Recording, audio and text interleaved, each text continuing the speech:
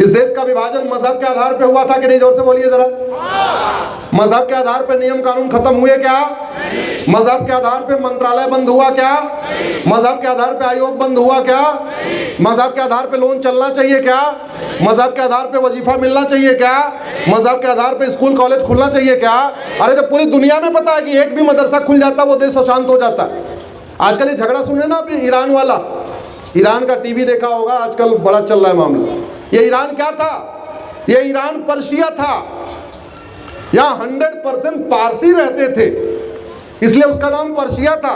मात्र 5000 घुसपैठिए गए थे, 50 साल के अंदर उन्होंने पर्शिया को ईरान बना दिया। सारे पारसियों को या तो कन्वर्ट करा दिया या तो मार मार के भगा दिया। भारत में तो 5 करोड़ घुसपैठिए बैठे हुए। कभी चिंता किया आपने? और ये घुसपैठिए जो यहाँ बैठे, ये चीन क्यों नहीं जाते, जापान क्यों नहीं जाते, सिंगापुर क्यों नहीं जाते? क्यों? क्योंकि वहां कानून है। घुसपैठ करना और घुसपैठियों की मदद करना दोनों जघन्य अपराध है। भारत में ना घुसपैठ करना सीरियस क्राइम है, ना घुसपैठियों की मदद करना जघन्य अपराध है। यहाँ तो 2000 रुपए में घुसपैठिए आधार बनवा लेते हैं। आधार बन गया, 2000 रुपए में राशन कार्ड, 2 डॉक्यूमेंट बन गया, 2-3 हजार रुपए में ड्राइविंग लाइसेंस, 3 डॉक्यूमेंट हो गया, फिर 2000 रुपए दिया बर्थ सर्टिफिकेट, फिर 4 डॉक्यूमेंट हो गया, 2000 दिया राशन कार्ड, फिर 5 डॉक्यूमेंट हो गया। उसके बाद किसी ओट जीवी नोट जीवी गद्दार नेता को पकड़ते हैं, उनका वोटर ID में नाम जुड़वा देता है। 12 से 15 हजार रुपए में पाकिस्तानी, अफगानिस्तानी, रोहिंग्या, बांग्लादेशी कुकी भारत के नागरिक बन रहे हैं और 1 साल के अंदर 5 लाख रुपए का फायदा उठा लेते हैं। 3 लाख रुपए का प्रधानमंत्री आवास अपने आप नाम ले लेते हैं, बाकी मुफ्त में सारी व्यवस्था ले रहे। अब आप पूरे देश में कुछ भी कर लीजिए, ये रोहिंग्या बांग्लादेशी भाग रहे हैं क्या? जोर से बताइए जरा। नहीं, कैसे भागेंगे? कानून बदलने से। क्योंकि जो भगवान से नहीं डरता है वो, जोर से बोलिए, जो भगवान से नहीं डरता वो, जो खुदा से नहीं डरता वो, सीधी सी बात, यही करना पड़ेगा और कोई तरीका। और कानून बनाने की कोई लागत नहीं आती। सड़क बनाने की लागत है, हाईवे बनाने की लागत है, एक्सप्रेसवे बनाने की लागत है, एयरपोर्ट बनाने की लागत है, मिसाइल बनाने की लागत है, अग्नियान, मंगलयान, चंद्रयान बनाने की लागत है। कानून बनाने की कोई लागत है क्या? नहीं। जो फ्री में बन सकता है और जिससे देश सुरक्षित हो सकता है वो काम तो हुआ नहीं, ना हो रहा है। और एक बात और याद रखना, देश मिसाइलों से केवल बाहर के खतरों से सुरक्षित होता है और भारत के लिए बाहर का खतरा कम है, अंदर का खतरा। और अंदर का खतरा अग्नियान, चंद्रयान, मंगलयान, राफेल, ब्रह्मोस, अग्नि से ठीक नहीं होगा। अंदर का खतरा तो नियम कानून बदल के ठीक होगा, क्योंकि जो खुदा से नहीं डरता वो। जब देश का विभाजन मजहब के आधार पे हो चुका है, फिर मजहब के आधार पे नियम कानून बंद होना चाहिए। इस देश में मुगल आए, लूटे, तोड़े, सब कुछ किए, हमारे पूर्वजों का अपमान किए। अब मुगल चले गए हैं, क्या उनके नाम पे सड़क मोहल्ले गलियां होनी चाहिए क्या? जोर से बोलिए। और उनके नाम पे 1000 सड़क मोहल्ले गलियां चल रही हैं। एक एक अगर नाम बदलेंगे तो 1000 साल लगेगा, 10-10 नाम साल में बदलेंगे 100 साल लगेगा। तरीका क्या है? एक भारतीय नामकरण संहिता बनाई जाए, एक कानून बनाया जाए, एक झटके में सारे मुगलों का नाम मिटाया जा सकता है, एक कानून बना के। यहां आक्रांता है, हमारे मठ मंदिरों को तोड़ा, लूटा। काशी, मथुरा, भद्रकाली, भौशाला, अटाला, कितने हमारे मठ मंदिर है, सैकड़ों के आसपास है। एक एक मंदिर लेंगे 1000 साल लगेगा। सीधे एक भारतीय धरोहर संहिता बना के पूरे देश में जहां जहां विवाद है सबका साइंटिफिक सर्वे करा ले। टेक्नोलॉजी एडवांस हो चुकी है, पूरे देश में एक साथ सर्वे हो सकता है। सर्वे का विरोध तो कोई करेगा नहीं, भाई जांच होनी है ना। हम थोड़ी कह रहे हैं कि ये मंदिर ही है, हम तो कह रहे जांच हो जाए, चाहे काशी हो, चाहे मथुरा हो, चाहे भद्रकाली हो, चाहे भोशाला हो, चाहे अटाला हो, एक बार जांच हो जाने दो। कोई जांच का विरोध करेगा क्या? और अगर जो जांच का विरोध कर रहा है तो उसको कहते हैं चोर की दाढ़ी में तिनका। और सैटेलाइट हमारे पास सर्विस आ चुकी है, कार्बन डेटिंग टेक्नोलॉजी आ चुकी है। अरे जब अग्नियान मंगलयान बना सकते हैं, तो किसी बिल्डिंग को देख के, किसी स्थान को देख के सर्वे करके ये नहीं पता कर सकते क्या कि इसकी नींव कब बनी, फाउंडेशन कब बनी, इसका गुंबद कब बना, इसमें सेम मटेरियल है या अलग अलग मटेरियल है? पता कर सकते नहीं कर सकते? आराम पता कर सकते। मैंने PIL फाइल किया था 2020 में, उसके बाद 18 स्थानों पे सर्वे हुआ है, और जहां जहां खुदा वहां वहां भगवान, जहां जहां खुदा वहां वहां भगवान। लेटेस्ट अभी आया भोजशाला का, अभी सर्वे हुआ, वहां सारे मंदिर ही। इसमें कोई दिक्कत थोड़ी है, कराना चाहिए।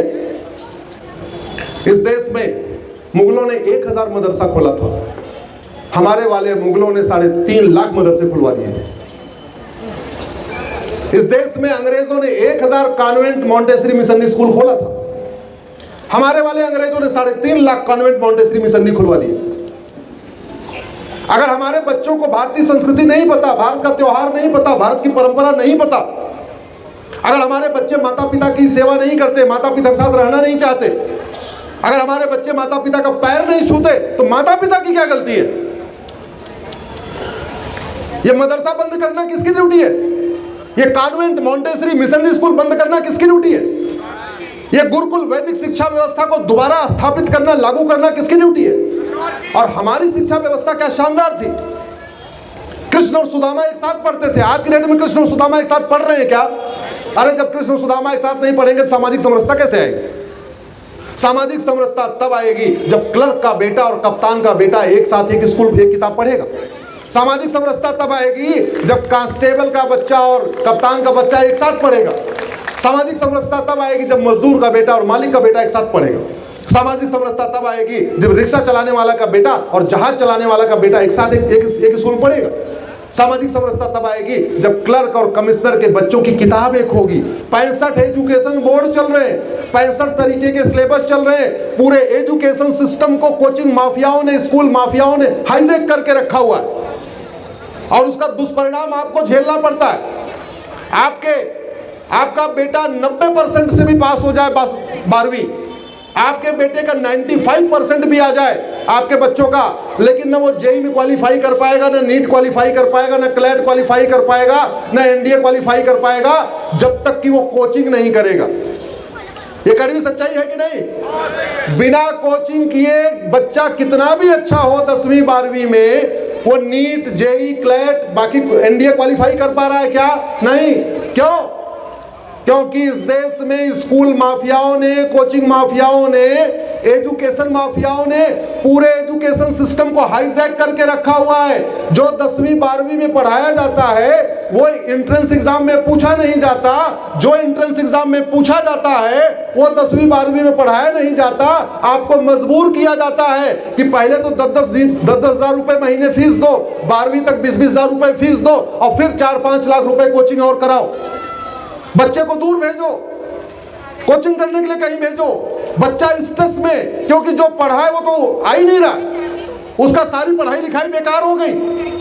95% पास करने वाला भी बिना कोचिंग किए आईआईटी में सिलेक्शन नहीं हो रहा है, नीट में सिलेक्शन नहीं हो रहा है, जेईई में सिलेक्शन नहीं हो रहा है, एनडीए में सिलेक्शन नहीं हो रहा है, क्लैट में सिलेक्शन नहीं हो रहा है। क्यों? क्योंकि जो 12वीं में पढ़ाया गया वो उधर पूछा नहीं जा रहा है, जो वहां पूछा जा रहा है वो वहां पढ़ाया नहीं जा रहा है। क्योंकि 5 लाख करोड़ का कोचिंग का कारोबार चल रहा है। इसके खिलाफ आप लोग आवाज नहीं उठाओगे तो कौन उठाएगा? जो लोग इसके लाभार्थी हैं इस एजुकेशन माफियाओं के, वो थोड़ी उठाएंगे। आपको आवाज उठाना पड़ेगा। आपका बच्चा पिस रहा है इसमें। गुलामी की शिक्षा व्यवस्था बदली नहीं, गुलामी की चिकित्सा व्यवस्था बदली नहीं, गुलामी की नागरिक व्यवस्था बदली नहीं, गुलामी की पुलिस व्यवस्था बदली नहीं, गुलामी की न्यायिक व्यवस्था बदली नहीं, गुलामी की प्रशासनिक व्यवस्था बदली नहीं, गुलामी की चुनाव व्यवस्था बदली नहीं, गुलामी की टैक्स व्यवस्था बदली नहीं। एक इधर कितने बिजनेसमैन लोग हैं भैया? जरा हाँ सुनो। और कितने लोग इनकम टैक्स देने वाले हैं भैया? इनकम टैक्स वाले। मुझे अच्छी बताओ, भारत की जीडीपी आचार्य चाणक्य के समय में 40% होती थी। आज जितने टैक्स लग रहे हैं इसमें से कौन सा टैक्स आचार्य चाणक्य के समय था? आचार्य चाणक्य के समय इनकम टैक्स था क्या? जोर से बोलो। टोल टैक्स था, रोड टैक्स था, वैट था, टीडीएस था, जीएसटी थी नहीं। जब आज वाला ये कोई टैक्स नहीं था तब जीडीपी 40%, और आज इतने सारे टैक्स और जीडीपी 10% नहीं पहुंच रही है। जब आज वाला कोई टैक्स नहीं, तब भारत सोने की चिड़िया, और इतना टैक्स लगाने के बाद भी कर्ज की रानी। आप लोग कभी दिमाग नहीं लगाते? अरे भैया, या तो कमाई पे टैक्स ले लो या खर्च करने पे टैक्स ले लो। अगर कमाई पे टैक्स ले लिया तो खर्च करने पे टैक्स क्यों? और खर्च करने पे टैक्स लेना ही है तो कमाई पे टैक्स क्यों? अगर रोड टैक्स ले लिया तो टोल टैक्स क्यों? और टोल टैक्स लेना ही है तो रोड टैक्स क्यों?